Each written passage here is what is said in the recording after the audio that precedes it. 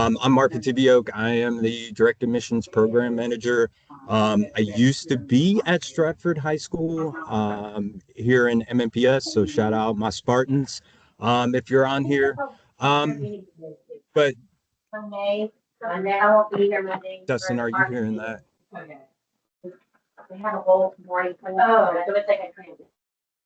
Got it. Sorry. But why direct admissions? So when we think about direct admissions and what it offers, we try to simplify the process of college going and the just getting the applications for our students. I did a bit of research on it. The average student applies to between 5 and 10 institutions in their application process. So when you think about that, it's 5 to 10 different applications, 5 to 10 different application fees. All those things can be a barrier for our students trying to go to college and applying and trying to find the best fit for them. So our researchers from University of Wisconsin and Harvard's Graduate School of Education, Making Care in Common, came to us with this idea last year to run a pilot and see if we could get direct admissions going in Tennessee. Last year, we sent out, we had 255 randomly selected high schools that participated with us, and we sent out 45,046 letters out to seniors last year. And there was all different kinds of treatment groups and all different kinds of things that each treatment group got. But we realized that this is something that we wanted to try for the whole state for year two. So this year we've opened it up as a statewide launch to all state aid eligible seniors in the class of 2027. This includes the remaining public schools that were not a part of the program last year, private school students, and homeschool students. Again, last year we sent around 45,000 letters out, and this year we're thinking we're going to send over 70,000 letters with the expansion. We also, last year we had around 57 colleges and institutions, including TCATs and community colleges. This year we've grown that to over 60. We added 6 universities, and we're pretty excited about that. And last year, due to the research project and all the things, the letters went out in December, all at the same time. We moved that. That was a big thing we heard from last year, was that the letters went out too late. So we have done some things this year to kind of help fix those issues and to move forward. So here are some things that we're doing for year two for the statewide launch. We are expanding it to all the state aid eligible seniors in the class of 2027. In year one, we had different levels. So some students only got the institutions. They didn't get financial aid information. We've expanded that to all students are getting some type of financial aid information in their letter. That could be promise, that could be hope, GAMS, and then merit-based aid at the institutions. We expanded the number of institutions. We're very excited about that. One thing that we heard in year one was that the schools would like to get some of this information in terms of what's on the letters. So we're double mailing. We're mailing one to the high school and one to the student. So again, the student will get their letter in the mail, but then a bulk mail will come to the high school of all the students' letters that received in each letter group. And we'll explain the different letter groups here in a little bit. We do have address verification. Last year, the student could put whatever address in, and it could be just numbers, 1, 2, 3, 4, and it was just numbers with some of our students. So their letters got mailed to 1, 2, 3, 4, and that was it. And so this year we have address verification. So we will have a valid address, but we're asking for you all to work with your students to make sure that those addresses are their correct address and not just some random address where the letter is going to get mailed to possibly McDonald's if they put McDonald's address in. So these are our participating institutions for year two. All TCATs, all TBR schools, TCATs and community colleges every institution that was a part of the program last year has returned. And then we've added Maryville, MTSU, Johnson, Trevecca, Southern Adventist, Welch, and more tech. I think, yeah. And so it's exciting. The program is expanding, and the amount of institutions that are a part of us has grown, which is amazing. So this is how the process works. So we get the information, and so I'll get to that in a second. But the letters go out to the students. They scan their QR code, or they can go get to their enrollment page through their THEC student portal. So they scan their QR code or go to the link, and it takes them to their enrollment page. On their enrollment page, they select the institutions that they're interested in. It can be up to a total of 9, 2 community colleges, 2 TCATs, and up to 5 four-year institutions. When they claim those spots, that information comes back to us. We then put it into the FAST portal for the institutions to then access in FAST, and then the institutions reach out for the next steps process after that. And so, yeah, letter goes out to the students. They claim their spot. Information comes back to us. Institutions pull that information and send them next steps. So we get our information from 5 different places. 2 key pieces that you need to know about. One, so the first place we get information from is their THEC student portal creation. And then for the second place is their Tennessee Promise application. That's how we know they're eligible for direct admissions. Then our third place we get information from is from you all, from the high school counselors or districts through a GPA upload. And this is their 6th semester Hope Tells GPA on a 4.0 scale. That is on the state regulation for a 4.0 Hope Tells GPA. When we get both of those pieces of information, then we know the student's ready for their letter to be generated. So once we know that, that's when the process starts for them.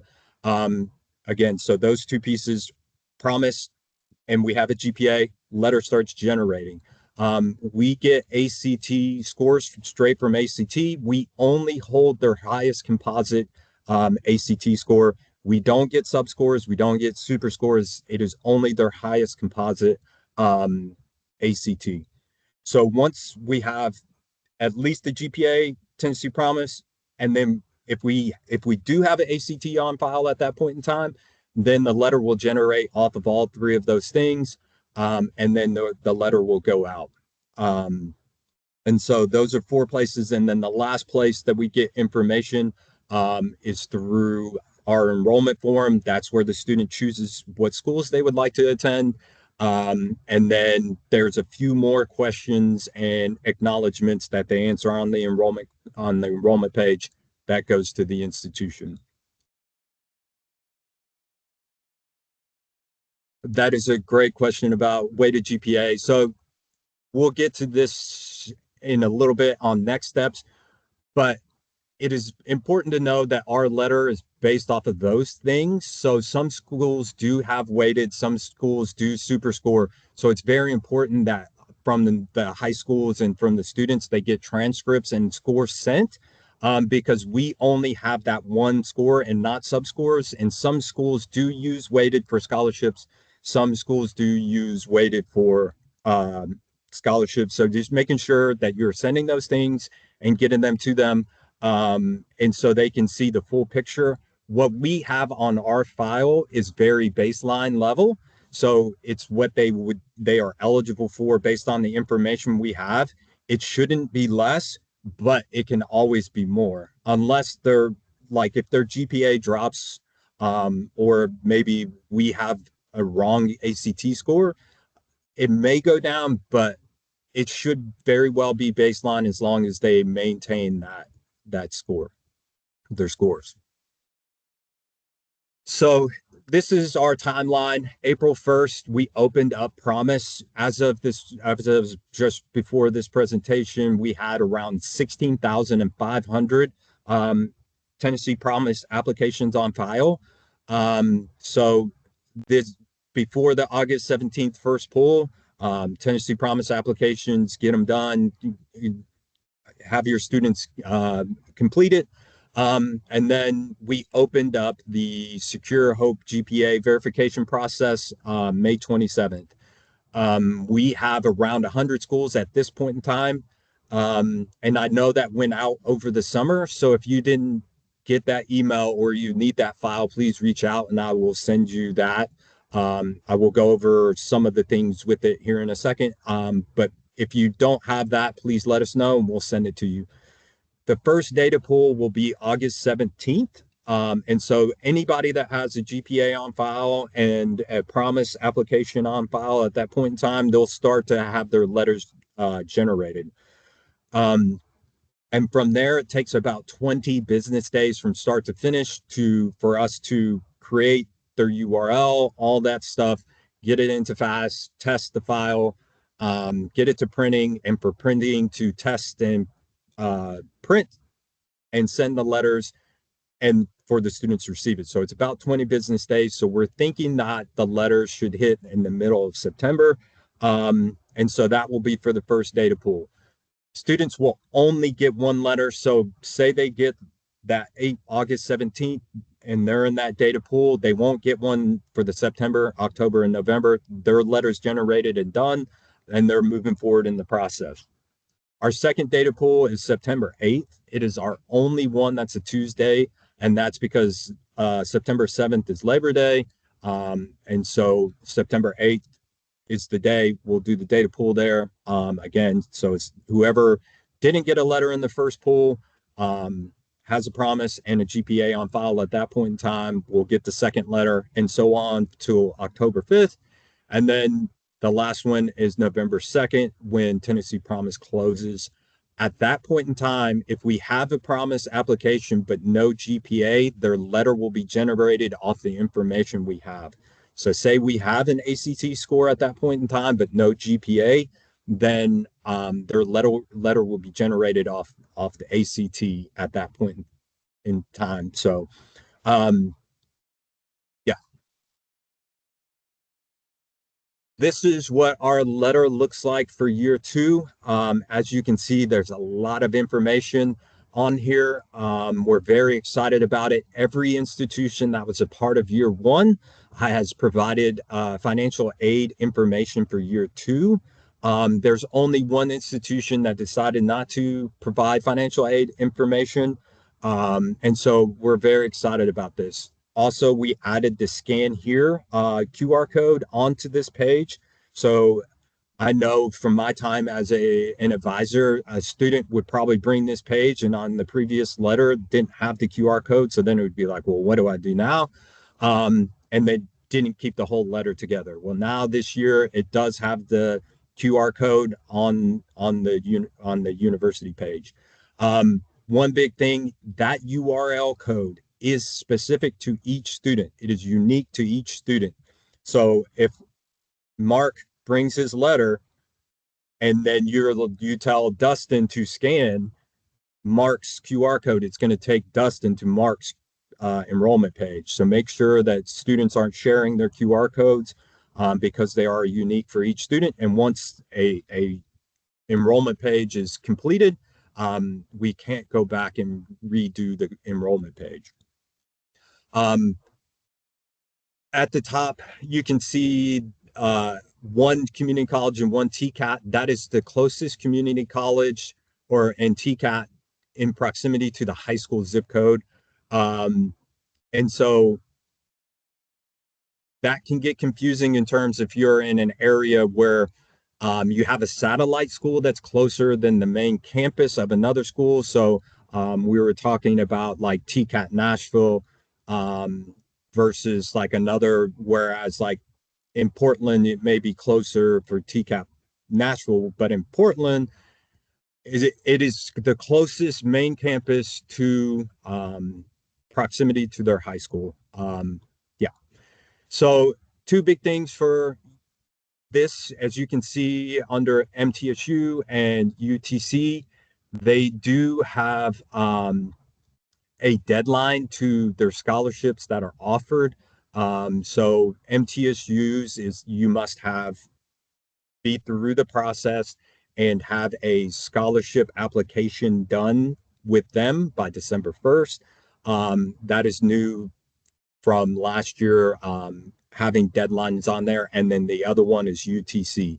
UTC, you need to have an application file completed by their date, and then have a UTC scholarship application done by February 1st.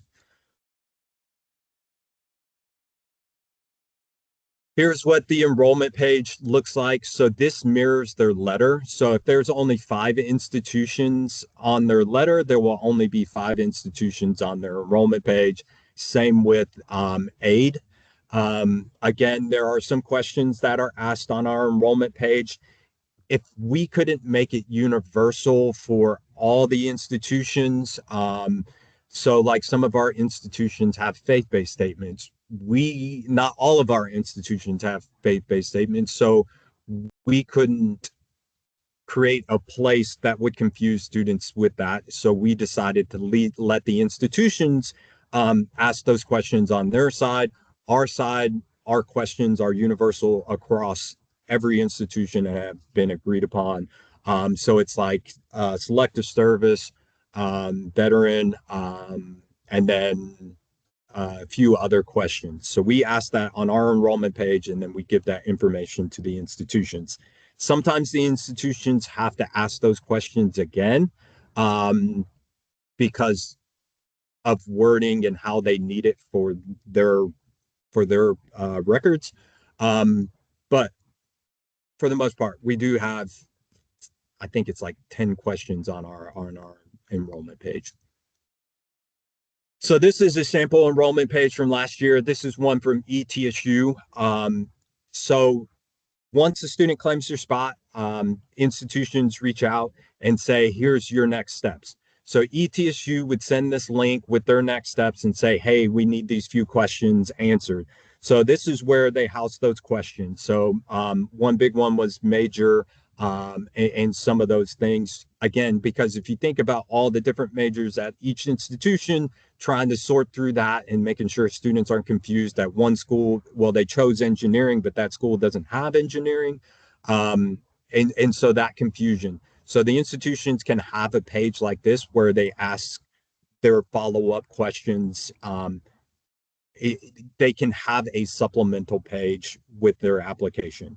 We're asking the institutions to not then send the students to the full application.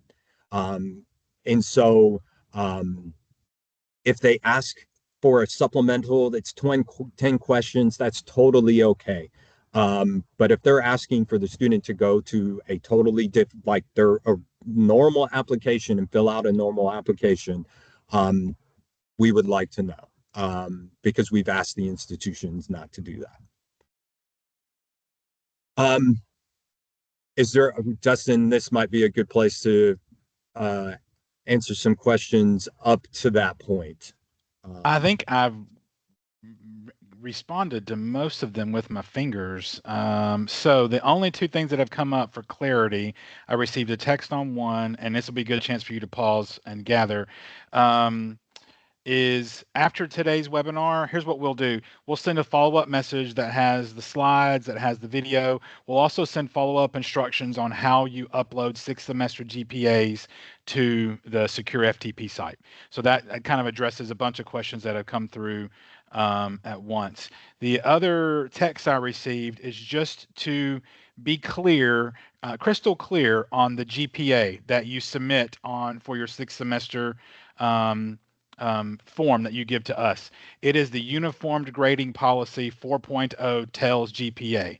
So just to make perfectly clear, it's the state approved 4.0 uniform grading policy. That is the Hope GPA, the Lottery GPA, TELS GPA, whatever language you use locally. That is the GPA that we want you. That is needed for direct admissions. Okay, I received that one.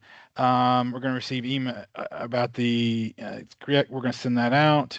How do students claim their spot? They'll receive a letter in the mail from us that has a QR code. They can scan the QR, go to it. They can also log into their THEC student portal, formerly TSAC student portal, click on a link, access the form. We will also provide that same letter sent to schools where counselors will have a backup copy that you can share with students should they lose the personal copy mailed to their home, where they can interact with the online enrollment form. Do we have step-by-step instructions for the students? We hope that the letter that they receive plus our time with you will be the step-by-step instructions they need to successfully interact with the enrollment form online. We have built that to where it should walk them through logical steps and questions that are needed to complete their interaction with the direct admissions form online. So there's nothing extra that we have created yet, and we have not necessarily seen a need to. Not say that we wouldn't, but to this point we have not. Man, all the questions. So here is the letter, and that's the QR code they scan, and that's where it will take them to their enrollment page. Somebody did bring up the senior checklist. We had that last year. It is on our website. It's just like a PDF. And so they can go there and just kind of go through that checklist. And so I'm also seeing information about ACT scores. Those are provided to us from ACT. So when they send the scores to us, which is pretty regularly, it is updated in our system. The hard part that we face is we're trying to catch a snapshot of just information that can help us populate these letters. And so I know that snapshot is always changing, and like students are taking ACTs and all the different things. Again, this is just a snapshot of when we pull that data of the schools they are eligible for and the aid they are eligible for. That does not mean that it's a no for them. And so I think it's important to know that that is when we have that information, and what information that we have at that time. But if you think a student is close, and again, like I'll bring up MTSU because I'm, I've been told that they use weighted GPA for a lot of things. For us to be able to get all that information and make it universal and not make this process even more confusing and kind of cumbersome, we are using the Hope GPA because that's the information that we get because of Hope purposes. And again, the composite Hope purposes, that's what our system is built for. If they don't see a school, but you think they are close, they can still apply through their traditional application. And we encourage you all to have them apply through the traditional application if you feel they are close. Ours is just a snapshot of what we have, that we know for a fact that they would get this or would get accepted into the university with the information that we have. And so, yeah, they scan this, they go to the enrollment page, and then the universities reach out with the next steps moving forward. Dustin? Sure. While we catch your breath, I've had a couple of questions just for clarity. This was asked 2 or 3 times. What if the program is not offered at the closest TCAT near their school? Let me try to answer that globally. That what we're doing in direct admissions doesn't change those conversations you should historically have had with students. If a program wasn't offered prior to direct admissions, it's not offered now, they either need to choose a different program or choose a different institution. And so if the student is locked into a particular program that's not offered at the closest TCAT in proximity to the student, they either need to choose a different TCAT or they need to choose a different program. And I think that there's a little bit more explanation. On the enrollment page, all the TCATs and all the community colleges are listed. On the letter, it just shows them the closest one. They can choose any TCAT across the state. It will be listed on their enrollment page. so if they know for a fact that it's at a specific TCAT, they can choose that TCAT. And again, we only list the main campus. So if you know that, like I know TCAT Portland and TCAT Nashville, because that's where I worked. So they would need to choose TCAT Nashville, and then from there they would answer a few more questions for TCAT, and they would ultimately go to TCAT Portland. But again, sorry for that confusion. On the enrollment page, all the TCATs are listed, and they can select two TCATs they would like. And then on the next page is community colleges, and they could submit two. They can select two separate community colleges there.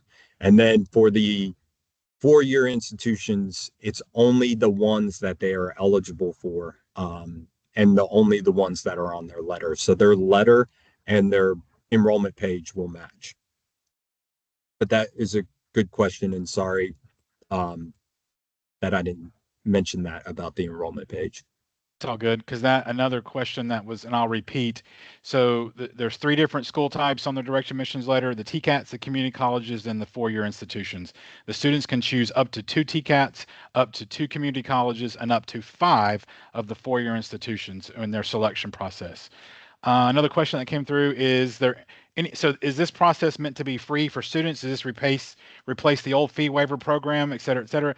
The answer is yes. Where historically during the month of September, we would provide the fee waiver checklist for you all to have your students apply during those windows of time. Direct admissions, we're backing direct admissions. The institutions have graciously agreed to waive fees with students interacting and choosing their schools through the direct admissions portal. So that is the mechanism that we are promoting for the process. So in other words, just to be clear, there are no fees for applications for students accepting their spots through the direct admissions program.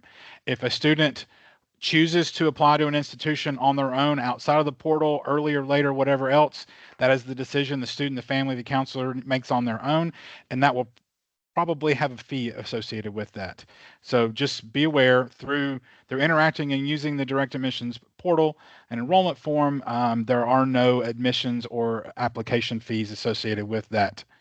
I think. On top of that, when they finish and they submit this file, it is locked. They cannot go back and resubmit and then change and then resubmit. So once a student selects, they're locked in through direct admissions. If they would like to apply to a school outside of the student schools they chose, they will need to go through the traditional application process for that. Last two questions. I'll turn it back over to for you to pick up steam to wrap up. Question is UTK a participant? No, they currently are not participating in direct admissions for this year. There's always hope for us to get them on board in the future. And then once students select the schools, how does the institution reach out to them? This will look very much like a traditional application and communication scenario. So it just is a little different on the front end. So once a student accepts their spot through the direct admissions, and then they'll receive a link to go to that school to submit supplemental questions for that institution. After the supplemental questions, it'll probably ramp up their communication to that student that'll follow traditional timelines and communications that most of you are familiar with. This is a great time to talk about this. It is through their email that they provide on their Tennessee Promise application. So again, if they're putting a bad email in there or an email that is wrong, or if, there are two things, and we'll talk about next steps and big things, but address verification, because that is where the letter goes, and making sure they put in the proper address. And then the second thing is email verification. We do have email verification, but it's not it doesn't tell us if it's the correct email for them, but it will tell us if it's has at least some parts that are a viable email. So making sure that the students are putting in correct emails and correct email or physical addresses will be a huge thing, because that's where our letter goes to, and that's where the communication goes to. So in the past, I getting a student to look and check it's even more important this year. And yes, a letter is sent to you all as a safety net, and then they also have it in their THAC student portal. So there are a lot of mechanisms that the student should have access um, to the enrollment page. In terms of the GPA upload, this is what it looks like. I have made a few changes, so if you get the new one, it's a little bit different color coded wise. So for you all, what you would do is you would select a high school in the red bar. It's now green bar. You select a high school that has your high school name and CEB code. Um, Once you select that, then you start to enter information, last name, first name, middle name, all this information. High school code, this is where a lot of people are asking in terms of password protected. If you're getting a password protected error message, it's because information is trying to be put into a cell or column that is password protected. And that is to ensure that our CEB codes on our side don't get changed, because that's how we match GPAs to students with our FAST system. So um, it will look like this when you put information in. So once you put information in columns A, B, C, and D, column E, where the high school code will auto populate. So you don't have to mess with that. So then you put in the GPA, and then again, if it goes above a 4.0, it will turn red again, because we're on the 4.0 scale. If it goes below a 0, it will turn red. And so all you have to do, select your high school, put in the last name, first name, middle initial, if you have that information, date of birth, and then a GPA. And then this submit button, where prior it looks like it's not there, it will show up, and that's where you'll click to take you to the form stack, where you'll put a bit of information and submit the file. I know this has been a little bit taxing and it has created a few errors in emails. Again, if the file is not working, please let me know. I'll work with you on how we can get this information to make sure it's accurate. And this is just to ensure that everything gets matched right and correct for the students, so that they're not getting a letter that is wrong, and to make sure that you all are on your end are getting um, all the information you need. If you are adding a student, so we have the multiple different data pool dates. If you're adding a student, you don't need to take out your other students, just add them at the bottom. So if a student transfers out, you don't have to take them out. Your file is fine. If a student transfers in, we do need them added to the bottom of the file. You don't have, again, you don't have to take everybody else out, just add them to the bottom of the file. And this is just to ensure that we don't miss people in when we're taking them in and out. We match them with those 5 pieces of criteria to ensure that our system, there's a lot of testing. So you don't have to take any student out once you do this process. And so Promise opened April 1st. Again, we have around 16,500 applications at this point in time. We're collecting GPA. So if you've turned that in, great. If you need or just checking if you've turned it in or not, please let me know. And then we need to keep getting those, because remember, those are our 2 triggers to generate letters. Make sure your students are going in and checking their address, or if they've moved, making sure that they update their address, because that's where we're mailing the letters.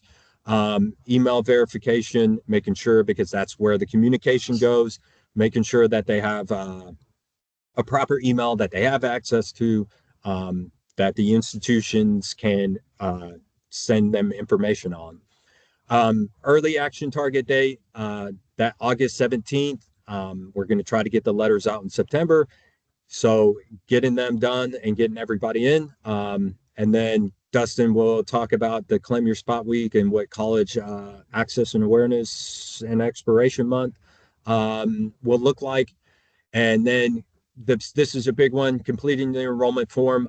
We did have students that got their letter and then took their letter to an institution and were like, hey, my letter says I got in here. How do I register for classes? There is more of a process. This letter is, just information for them. And hopefully this helps you all guide those conversations of, hey, look, you've got money here, you've got money there. Now, what's a good fit for you all without having to do the research and do all like the different things? It will be on one letter for you all to sit and say, hey, these are your options. So making sure that they complete the enrollment form. The institutions will not reach out. I've had a lot of institutions reach out to me and ask if a student has completed their enrollment form because they didn't have their information. And at that point in time, I've had to go and check the list and then say, hey, they have not. And so working through that with the institutions and the students. And then the last big thing is making sure that we're sending transcripts, sending test scores, again, because some schools operate with weighted or super scores or all the different things, making sure test scores and transcripts are being sent to the institution. We're really pushing this year transcript exchange with NSC. So they've created a process for us to be able to share transcripts easier and for institutions to request transcripts and based around direct admissions. So we're having a tutorial on that on Friday at 10 o'clock if you would like to join that. Yeah, I feel like this is just like so much information and I just go. Dustin, you're Sure. up, man. Deep breath. You did fantastic. So, how's everybody doing? Because can everybody, if we had a quiz right now, would you pass? It's like taking a sip from a fire hydrant. So, let's just pause a couple of seconds. And I had some messages come through. So let me clarify, or Mark, let you help us clarify. Let's talk about the August 17th deadline, or not deadline, the August 17th data pool and early action kind of date.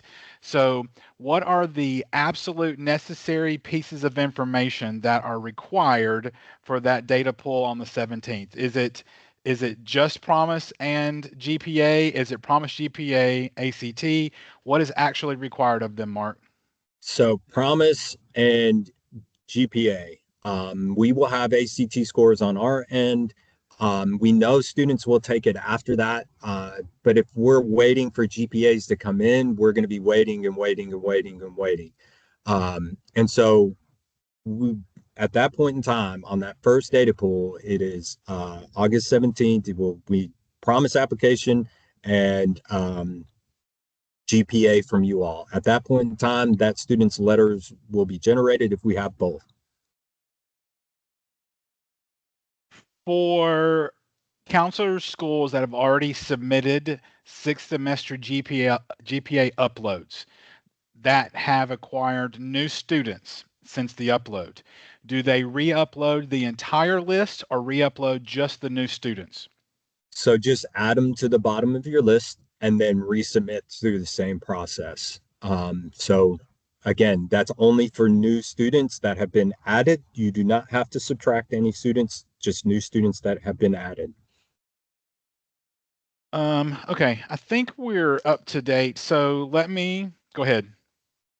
And so I, I see the question in the chat, but like this is open from when a student gets their letter, the URL is live, their enrollment page is live. It's open until they submit it. And even then, it will just, if they scan that, it will say you've submitted your enrollment form. But as of right now, we're open until June 1st. And so they can claim their spot from when they get their letter all the way to June 1st. Um, we, there's no like, so it was about the Claim Your Spot Week, Tennessee. we're not limited to just that week. That is just when we're advertising. If a student gets their pay, like their letter on September 14th, and they're like, I'm ready, I want to claim my spot and start this process, please let them start the process. Don't say we got to wait for next week. They're it's live when they receive their letter. They don't have to wait. But it is just something that we're using to celebrate as a whole week, as a part um, of the program. But yeah, the page is live from when they get their letter up until June 1st, is when we closed it down last year. And I don't think we've planned on closing it down earlier than that. If a Ju- student has already applied to the school, I would say they don't need to claim the spot on us. They could use that one of their spots to choose another school. And so once they've started that process, they can apply through the traditional application. If they're you know your students, and so support them in whatever way you see fit. If they're ready and it's not a barrier and they're ready to apply to a school today and they want to do it, you don't have to tell them to wait for direct admissions. If they're ready, have them apply. We all know our students, and if they're ready, they're ready. This is just a good way to apply to a lot of schools, at the same time, quickly, through a simple process or a simplified process. But again, if they've already applied to the school, there's no use in applying again. Um, and so, yeah. I think just for absolute crystal clarity, a student has submitted their Tennessee Promise application. The student has had their sixth semester GPA uploaded, but the student has not taken the ACT. Will he or she receive a letter after the August 17 data pull? Yes. All right, I'm going to talk about this week on your screen just a second. And so let me just regarding sixth semester GPA uploads, up and through the chat, I've typed in our email addresses a few times. When we send out follow-ups from today, I'll include the one pager that was posted in here. We'll include instructions for the sixth semester GPA upload. But please, the easiest way to get in touch with me, Mark and I, either one of us, is direct.admissions@tn.gov. And so if you need any direct follow-up or have direct questions after today, please use that and you can communicate directly with us for follow-up. So in the for timekeeping purposes, because I want to respect your time, 12 minutes, most of y'all are ready to go home, especially in the East Coast. Let's just talk a little bit about how direct admissions has impacted and is going to impact college application and exploration month. So you're going to see up on your screen what we've laid out for the weeks, what we're considered for college application and exploration week. A couple of things to note on before we move into it is traditionally, the third week of September has always been college application week. That week is no longer going to be. We're not referring to the third week of September as college app week anymore. It's just college application exploration month is the month of September. So with the introduction of direct admissions, clearly things are changing. The goal, the long-term vision for direct admissions is down the road. This will be the month that students receive those letters. The students will interact with their letters, and the students will select their spots in Tennessee. So it will not be that immediately this year, but we're building towards that process now. So you can look at the weeks up on your screen and kind of see how we're trying to build up to week number 4. So intro week, exploration week, the why apply week that we traditionally have done during the month of September. If you go to our College for TN website underneath school resources, there is a why apply link that allows you to download the PDF of why apply. You fill in your why for college, and then you post outside your classroom office wherever else that students can see it and you can interact with students. What we really ideally would love to have is for your students, for you to share why apply PDFs with your students, and then have your students write on there why they are applying to a particular institution or applying for a particular program of study, and then take pictures of that, and we will share hashtag why apply week across all of our social media platforms: Facebook, Twitter, X. Um, oh, it just left me the because I don't social media really well. The Instagram, that's it. And so we encourage you all to have your students and you all do that as well, so we can interact with each other. So all of this is building towards week number 4, and I want to double down on just what Mark just mentioned. We are not asking you to or making you wait to have your students interact with their form until Claim Your Spot TN week. What we are saying is we want the direct admissions program and process to build to a point of emphasis. And so if you haven't already done it, week 4 of College Application Exploration Month, that's September 21 through 25, appears to be the most ideal week with regards to the direct admissions timeline for us to have confidence that the students will have received their letters, and you could have created some type of program, some type of formal activity or program where you can interact with their forms, their letters, their online enrollment forms together corporately en masse. So again, we're not telling you to tell your students to wait. That is not the message we're communicating. We are telling you if they've received their letter and they want to go ahead and interact with it, great. But we are asking, or we're recommending that in the month of September, when we do our mailers that have all of our information and the students and then direct admissions letters, that appears to be the ideal week within the College and Application Exploration Month that you can create programming, geared, targeted programming for you and your students to interact with their online enrollment form.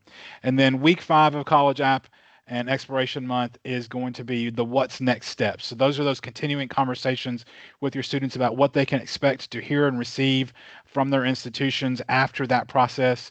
And so that is how at this point we are envisioning College Application Exploration Month and your interaction and your programming to kind of carry out for that month. Is that clear-ish? I think. Do I need to clarify that at all, Mark? Um, what about the schools who are not direct admission schools? Are they still having a free college application month Great or questions. timeline? No, great question. So we have communicated with those institutions where historically we had those, the college application toolkit where we provided you those days or weeks. We will not be collecting that information or distributing that for the state. As I mentioned, we're going all in on direct admissions. So specifically, if a school is not participating in direct admissions, and UTK is not, we'll say UTK. UTK is responsible for selecting their own day or week of free applications and communicating that out to the students, parents, families, schools, separate from us. We will not be collecting and doing that for them. So it's their responsibility to communicate that to you all, and you all to interact and choose to apply to those schools and use the free app day or week that they will share with you. Okay. Anything else regarding? Um, there are some other questions that we probably need to answer. So if a student transfers to your school, um, and they were at another school and they filled out their promise, have them fill out or change their school, and then that's when we need that GPA added to your file and sent to us. And so that's why we're telling you not to take them out of the file, because if they have the previous school, so say I was at Stratford, um, and I did my promise and Stratford's my school, and then I transferred to um, Hunter's Lane, and I did not change it in Tennessee Promise. Data pool gets changed. My letter will still be populated because I was on Stratford's and it matches. Now, if I change my school, but we don't get a new GPA from the new school, then my letter won't be populated because it won't match what's on my THEC student portal for my promise application. So it is totally okay to have them update their school. It's just we need to make sure that we get a new GPA from the school added to the bottom of your file. I hope that made some kind of sense. Let me answer one while I type one in. So we recognize this is a lot of information.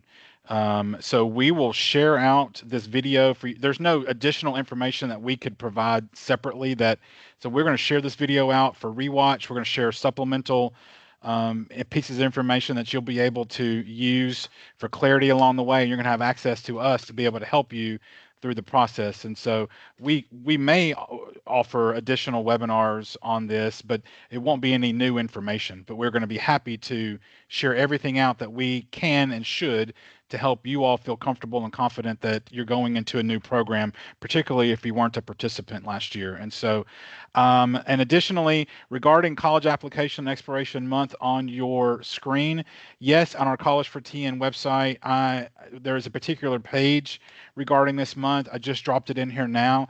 There's a list of recommended activities programs for each week leading up to Claim Your Spot week. So those are activities that we created within a bubble in my office, a month ago. And so there are probably things on there that we didn't think of. So I would love for you all to share with us some ideas that we can add to this list of recommended or proposed activities for you to do during college application exploration month. So we have 4 minutes left. Mark, will you advance slides and let me briefly talk about the multi-factor authentication and give everybody the QR code for Friday's transcript exchange webinar. So in case you all have not received this notice, Tennessee, the THEX student portal, previously TSEC student portal, but the THEX student portal, including the Tennessee Promise, is moving towards multi-factor authentication. In other words, they got to have their cell phone. They got to be able to receive a text code to get into the system.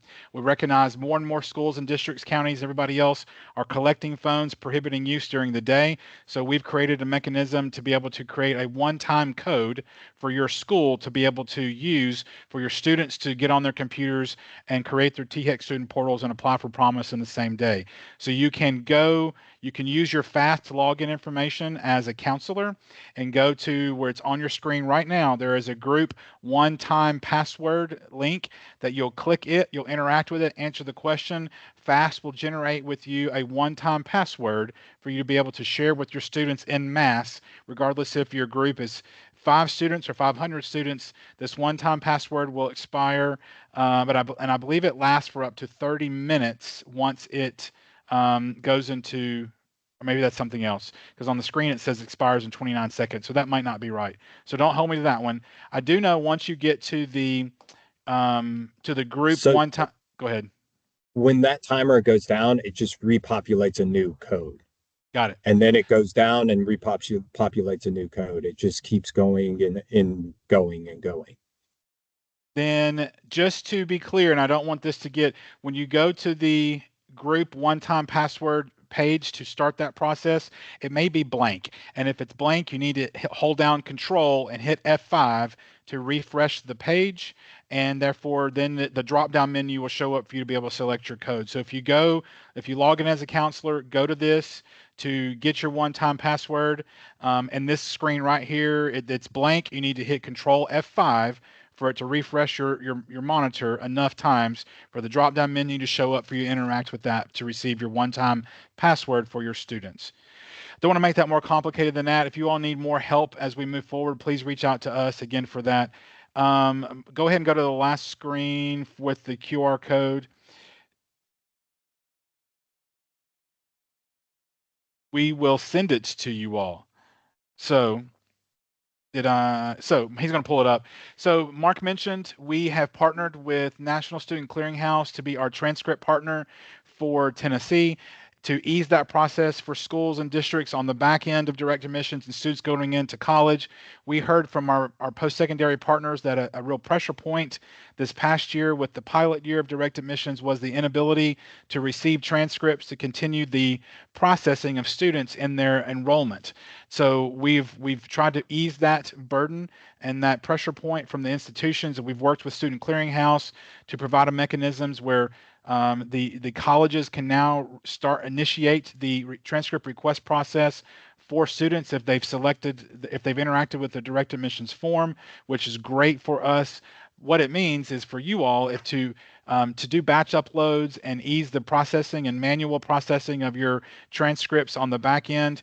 If you are not a current Transcript Exchange partner, we're having a webinar this Friday with Transcript Exchange for them to explain their process, how to onboard, how to do that, how to become a partner and take advantage of their automated processes and for sending transcripts and receiving transcripts, in addition to what it takes to onboard and become a partner. So we're recommending if you're currently not a partner, consider attending that webinar on Friday afternoon. And I think we can put up a QR code here in a minute for us to be able to for you to click on that and register for that webinar this Friday morning at 10 a.m.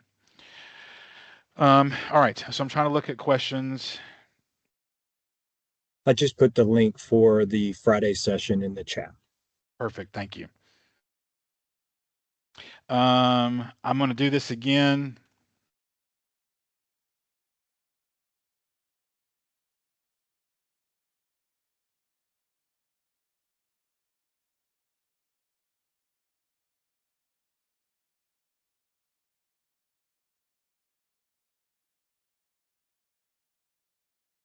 That's how you reach the two of us for any follow-up that you need.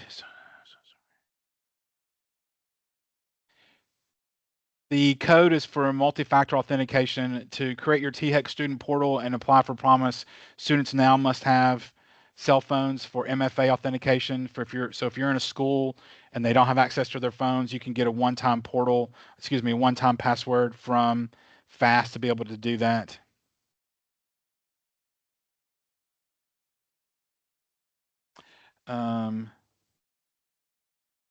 I will. So I'm gonna pull this video. When I send all the supplemental and follow-up questions from slides to the video itself, I'll include a QR code. I'm just going to include the link to Friday's webinar for you to come to there to hear from Transcript Exchange. So the MFA is required for the dual enrollment grant because it's through. So just think of it. It's MFA is required for the THEC student portal. And so anything you're going to do inside the THEC student portal, you're going to have MFA to get into it. It's occurring right now. So, and we're in the process. It just happened in the last few weeks going into this next academic year. All right. So any other questions? It's 4:02. Final thoughts, but thanks everybody. This is a lot. I know it's a lot. We will share out information. We are here to assist you through this process, particularly if you weren't a participant last year. So thank you so much for spending some time with us. This hour went by incredibly fast. And so I'm sure, please reach out to us for any direct follow-up. Mark, any final thoughts from you? There was a talk about the 30 seconds. So just to reiterate, that code, it just repopulates with the new code. It stays up there. It's not like it just disappears. It just changes the number that's up there. And so then the new code will just keep on a loop. And so it's not the same code for 30 seconds, but it is a loop of a code that will work for longer than 30 seconds. It's not like after that 30 seconds, it goes away. You all are asking for PD credit. Yes, I will email everybody out for your certificate for an hour of PD credit. Hey, I'll put in a shameless plug as you're leaving. I'm going to be teaching a course this fall for a college and career readiness endorsement that's going to provide a slew of PD hours. If you would like to consider taking that, you're going to get an email from me next week. If you're interested in signing up for a class for September and October, the class is going to be on college match and fit, and it's going to be for a college and career readiness endorsement from THEC that you'll get more information on that. So I'll put in a shameless plug. If you're looking for PD hours, I'm about to send a whole bunch out your way. If you're a counselor, practicing counselor, and would like to take that, I'll communicate out how you can go about that process next week. But yes, we will send out certificates for today. Any other questions before this is all being recorded, it'll all get sent out, including all the handout supplements. And all right. If you need to ask an additional question, stay on the chat and go ahead and chat that in. Mark and I will answer. Other than that, thanks everybody. Get out of here. Have a great rest of your day. Have a great school year. Reach out to us directly. We'll see you on webinars back on Fridays, starting at the end of this month. And it's going to be a great year. Thanks everybody.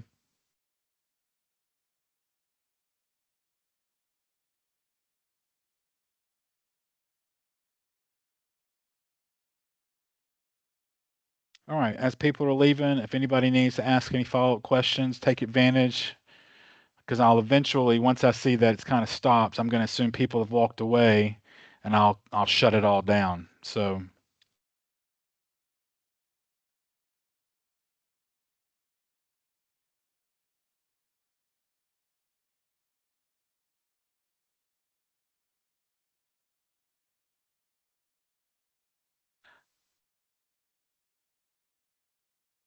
Yeah, awesome. High school senior teacher can have access. So forgive me, acronym OTP. I don't know what that is. The one-time password, the code. Of course I do know what that is. I just talked about it. I had already pivoted. So the short answer is no, Leslie. So counselors are ones that have access to FAST. To that system to create those one-time passwords. So if your school typically do promise applications in your room because you're very gracious and give up some of your teaching time for that mechanism, and thank you, by the way, but you will need to bring a counselor into your classroom to log in to provide that one-time password for your student. Yeah, OTP one time. I promise I know what I'm doing. So the answer is no, we can't get you access because it has to be an approved school counselor, someone in that field.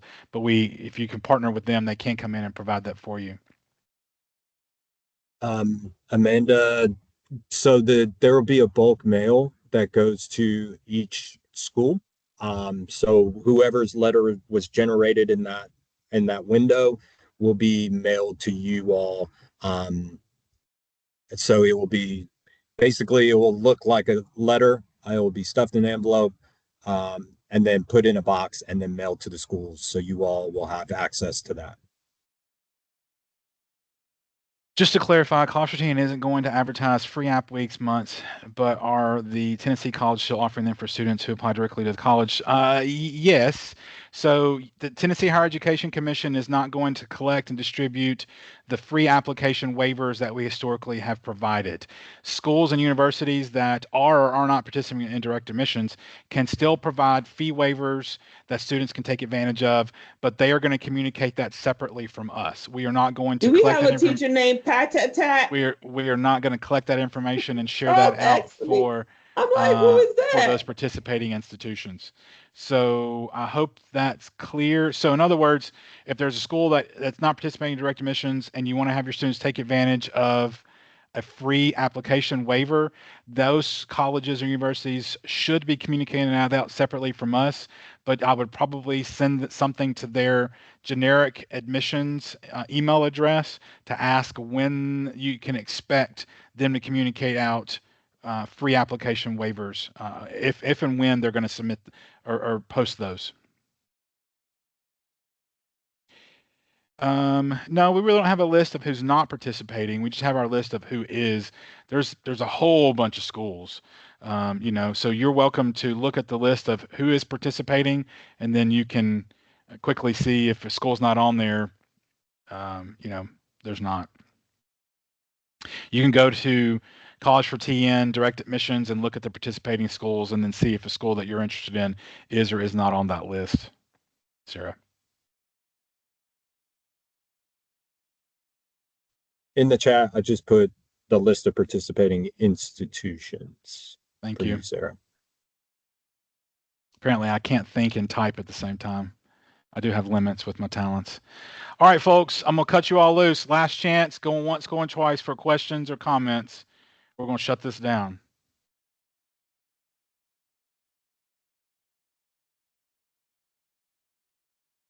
All right. On behalf of everybody at THEC and my partner in crime, Mark, thank you so much. This was a great day. Reach out to us for any assistance moving forward. Have fun out there, and we'll see you soon. Bye, everybody. Thank you.